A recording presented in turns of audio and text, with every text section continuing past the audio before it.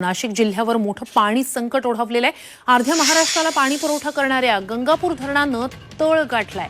23 पैकी 18 धरणांमध्ये जवळपास पाणीसाठा नसल्यागतच जमा आहे। दुसरीकडे जलसंपदा विभागानं गंगापूर धरणातून गोदावरी नदीपात्राद्वारे एकलहरे औष्णिक विद्युत केंद्राला पाणी सोडलंय। त्यामुळे नाशिकमध्ये आणखीनच बिकट परिस्थिती निर्माण झाली आहे। त्यामुळे आता नाशिककरांची तहान कशी भागणार आहे हा मोठा प्रश्न उपस्थित झाला।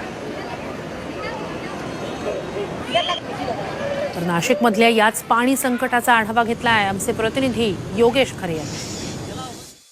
अर्ध्या महाराष्ट्राला पाणी पुरवणाऱ्या नाशिक जिल्ह्यामध्ये सध्या पाणीबाणीची स्थिती निर्माण झालेली आहे। जलसंपदा विभागानं गेल्या 2 दिवसापासून औष्णिक विद्युत केंद्राला 500 क्युसेक्स वेगानं पाणी सोडल्यामुळे अधिक गंभीर परिस्थिती नाशिक शहरावर उद्भवू शकते। आपण आहोत त्याच गंगापूर धरणावर, ज्या गंगापूर धरणातून पाणी सोडलं जातंय।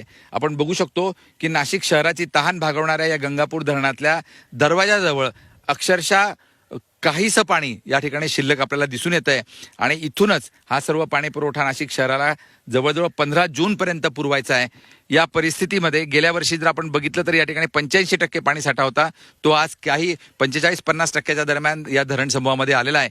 नाशिक जिल्ह्यातली परिस्थिती जर आपण बघितली तर एकूण उर्वरित 23 धरणांपैकी 6 धरणांमध्ये 0% पाणी साठा झालेला आहे, तर 6 धरणांमध्ये 2% दरम्यान पाणी साठा आहे, तर इतर 6 धरणांमध्ये 5 ते 10% पाणी साठा आहे। केवळ 3 धरणांमध्ये मुबलक असा पाणी साठा या ठिकाणी पाहायला मिळतोय आणि तेवढ्या 3 धरणांवर नाशिकची तहान भागवणं हे अवघड ठरणार आहे। मे महिना जसा जसा सरत जाईल, उन्हाची तीव्रता वाढत जाईल, तसं बाष्पीभवन सुद्धा मोठ्या प्रमाणात या पाण्याचं होईल आणि त्यामुळे मे महिन्याच्या अखेरीस गंभीर संकट नाशिक जिल्ह्यावर निर्माण होण्याची शक्यता आहे। व्हिडिओ जर्नलिस्ट सोनू भिडेसह योगेश खरे, झी मीडिया, नाशिक।